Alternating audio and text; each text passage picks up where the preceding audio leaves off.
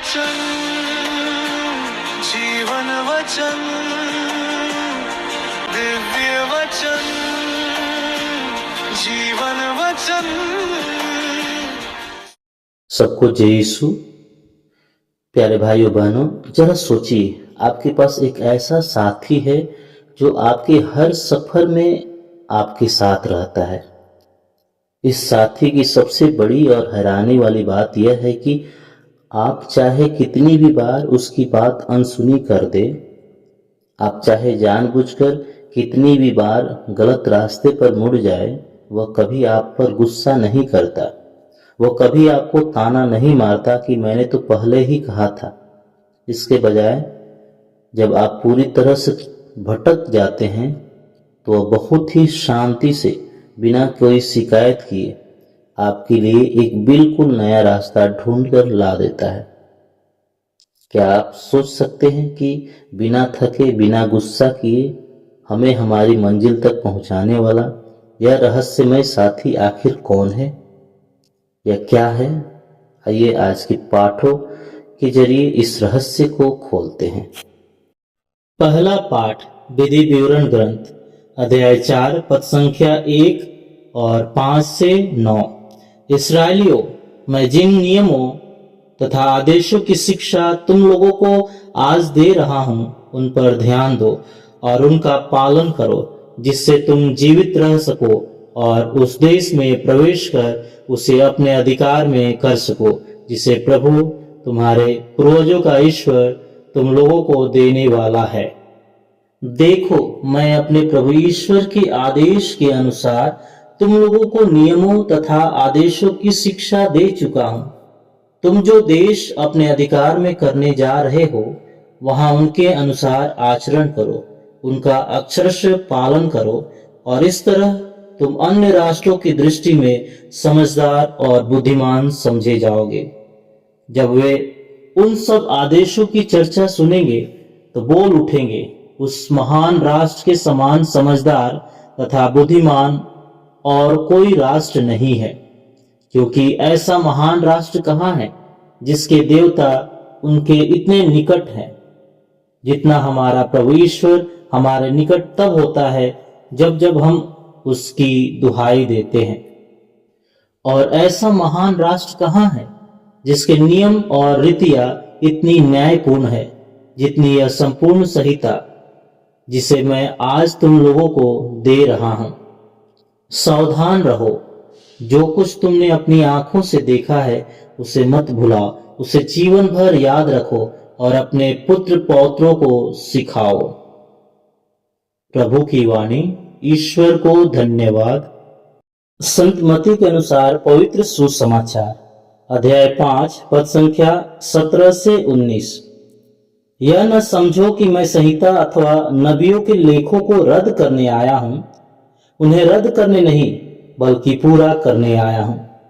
मैं तुम लोगों से यह कहता हूं, आकाश और पृथ्वी भले ही टल जाए, किंतु संहिता की एक मात्रा अथवा एक बिंदु भी पूरा हुए बिना नहीं टलेगा। इसलिए जो उन छोटी से छोटी आज्ञाओं में एक को भी भंग करता और दूसरों को ऐसा करना सिखाता है, वह स्वर्ग राज में छोटा समझा जाएगा। जो उनका पालन करता और उन्हें सिखाता है, वह स्वर्ग राज में बड़ा समझा जाएगा। प्रभु का सुसमाचार। ख्रिस्त प्रभु की जय। सबको जय यीशु। ख्रिस्त में प्यारे भाई और बहनों, क्या आपने कभी ध्यान दिया है कि छोटे बच्चों को नियम कितने नापसंद होते हैं? जब एक माँ अपने बच्चे से कहती है सड़क पर अकेले मत दौड़ना, तो बच्चे को लगता है कि उसकी आजादी छीनी जा रही है। लेकिन एक माता पिता होने के नाते हम जानते हैं कि वे नियम बच्चों को बांधने के लिए नहीं, बल्कि उनकी जान बचाने के लिए हैं। अक्सर हम ईश्वर के साथ वैसा ही व्यवहार करते हैं। हमें लगता है कि उनके नियम एक भारी बोझ हैं, लेकिन आज आइए इसे एक नए नजरिए से देखते हैं।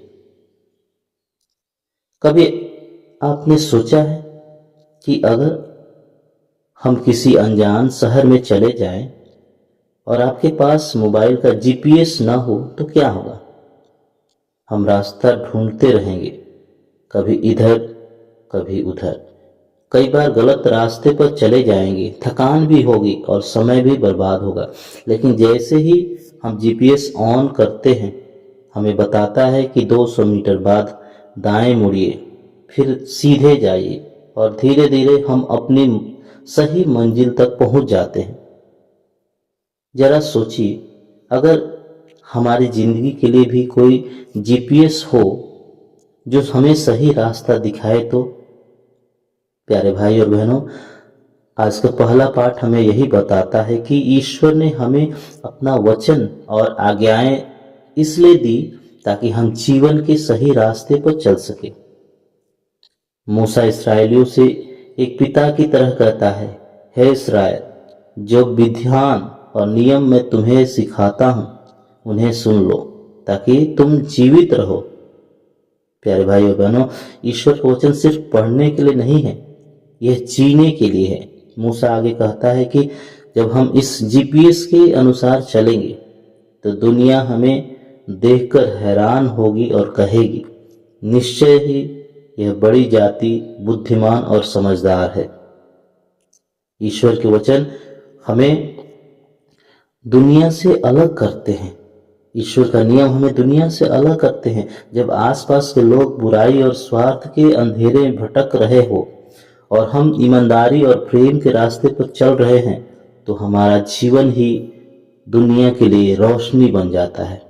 प्यारे भाई और बहनों, आज इस सुसमाचार में प्रभु यीशु कहते हैं, मैं संहिता को नष्ट करने नहीं बल्कि उसे पूरा करने आया हूं। उस समय फरीसी नियमों का पालन तो करते थे, लेकिन दिखावे के लिए। उनके दिलों में प्यार नहीं था। बहुत से लोग सोचते थे कि यीशु पुरानी विधान को, नियम को खत्म कर देंगे, लेकिन यीशु समझाते हैं, ईश्वर का वचन कभी पुराना नहीं होता। जैसे जीपीएस का नक्शा हमें रास्ता दिखाता है, वैसे ही ईश्वर का वचन हमारी जिंदगी का नक्शा है। यीशु ने नियमों को एक बोझ से निकालकर उसे प्रेम का रूप दे दिया।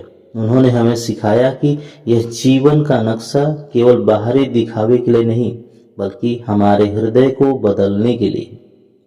प्यारे भाई और बहनों, मान लीजिए किसी ने अहंकार में कहा, मुझे जीपीएस की जरूरत नहीं है, मैं खुद रास्ता ढूंढ लूंगा। शुरू में उसे लगता है कि वह सही रास्ता जा रहा है, लेकिन थोड़ी देर बाद वह भटक जाता है। आज हमारी जिंदगी में भी यही होता है। जब हम कहते हैं, मुझे ईश्वर की बात सुनने की जरूरत नहीं है, मुझे प्रार्थना करने की जरूरत नहीं है, मैं अपनी समझ से सब कुछ कर लूंगा, तब धीरे धीरे हम जिंदगी के रास्ते में भटक जाते हैं और दुखों में पड़ जाते हैं। लेकिन जीपीएस की एक सबसे बड़ी और खास बात यह है कि अगर हम गलत रास्ते पर भी चले जाए तो वह हम पर चिल्लाता नहीं है, वह हमें डांटता नहीं है, वह बस शांति से कहता है, रिकैलकुलेटिंग, यानी नया रास्ता ढूंढ रहा है। हमारा प्रेमी ईश्वर भी हमारे साथ बिल्कुल ऐसा ही करता है। जब हम पाप करते हैं या गलती से गलत रास्ते पर चले जाते हैं, ईश्वर हमें खत्म नहीं करता है।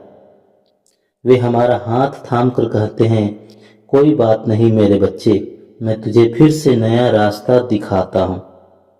ईश्वर का अनुग्रह हमें हमेशा वापस सही मार्ग पर ले आता है। प्यारे भाई और बहनों, इसलिए आज ईश्वर हमसे 3 बातें कहते हैं। पहला, वचन को सुनो। अपनी रोजमर्रा की जिंदगी में ईश्वर की आवाज को अनसुना ना करें। दूसरा, वचन को अपने जीवन में उतारो। नियमों को डर से नहीं बल्कि इस विश्वास के साथ मानो कि ये आपको खाई में गिराने से बचाने के लिए है। और तीसरा, अपने बच्चों को सिखाओ। मूसा कहते हैं, इन बातों को अपने बच्चों को सिखाओ, क्योंकि जब एक पीढ़ी ईश्वर के वचन को भूल जाती है तो पूरा समाज धीरे धीरे अंधेरे में चला जाता है। प्यारे भाई और बहनों, आज अपने आप से एक सवाल पूछे, क्या मेरी जिंदगी का जीपीएस चालू है? अगर हम ईश्वर के वचन को रोज सुनते हैं, प्रार्थना करते हैं और यीशु की शिक्षा पर चलते हैं, तो हमें कभी डरने की जरूरत नहीं, क्योंकि ईश्वर का वचन हमेशा हमारा मार्गदर्शन करेगा और कहेगा यही रास्ता है, इसी पर चलो और तुम जीवन की सच्ची मंजिल तक पहुंच जाओगे। आइए हम कुछ क्षण मौन हो जाए और प्रभु से प्रार्थना करें। हे प्रेमी पिता, हम तेरा धन्यवाद देते हैं कि तूने हमें जीवन के लिए सफर में अकेला नहीं छोड़ा, क्योंकि अपने पवित्र वचन के रूप में हमें एक सच्चा रास्ता दिया है, एक सच्चा जीपीएस दिया है। प्रभु, हमें क्षमा कर जब हम अपनी समझ पर भरोसा करके भटक जाते हैं। हम धन्यवाद करते हैं कि तू हमारी गलतियों पर हमें छोड़ नहीं देता, बल्कि अपना अनुग्रह देकर हमें एक नया रास्ता दिखाता है। हे प्रभु यीशु, हमारी मदद कर कि हम तेरा वचन सुने, उस पर चले और आने वाली पीढ़ी को भी तेरे प्रेम का यह रास्ता सिखाए। हम यह प्रार्थना करते हमारे प्रभु ख्रिस्त के द्वारा, आमीन।